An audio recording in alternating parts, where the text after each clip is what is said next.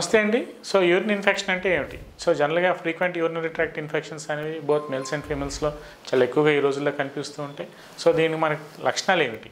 So జనరల్‌గా ఏదైనా infection రాగానే ఫస్ట్ అండ్ ఫార్మోస్ట్ థింగ్ మనకు కనిపించేది ఫీవర్. ఫీవర్‌తో పాటు body pains, chills and రైగర్స్.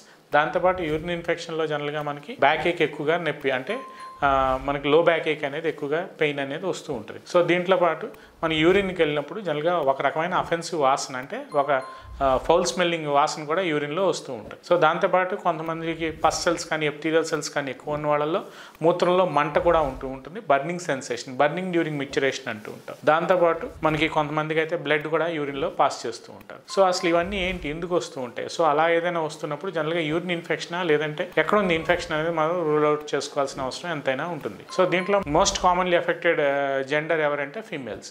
So జనరల్గా మనకి యూరినరీ బ్లాడర్ ఇన్ఫెక్షన్ ఉన్నప్పుడు ఇందాక నేను చెప్పిన లక్షణాలని చాలా వరకు మనకి కనిపిస్తూ ఉంటాయి. సో దీనికి మనం యూరిన్ అనాలిసిస్ అనేది ఒక సింపుల్ పరీక్ష ఒకటి చేసుకుని పస్ సెల్స్ ఎలా ఉన్నాయి, ఎపిథీలియల్ సెల్స్ ఎలా ఉన్నాయో మనం చూసుకుని తద్వారా ఇంకేదైనా ఫర్దర్గా ఇంకేమైనా క్రానిక్ కాంప్లికేషన్స్ కానీ ఇంకేమైనా ప్రాబ్లమ్స్ ఉన్నాయో చూసుకుని ట్రీట్మెంట్ అనేది హోమియోపతిలో తీసుకుంటే చాలా వరకు మనం దీన్ని కంట్రోల్ చేసుకోవచ్చు. సో కొంతమంది ఏం చేస్తూ ఉంటారంటే హైజీనిక్ మెషర్స్ అంటే మనకి ఏవైతే సెల్ఫ్ హైజీన్ మెషర్స్ ఉంటాయో తక్కువ మంది పాటిస్తూ ఉంటారు.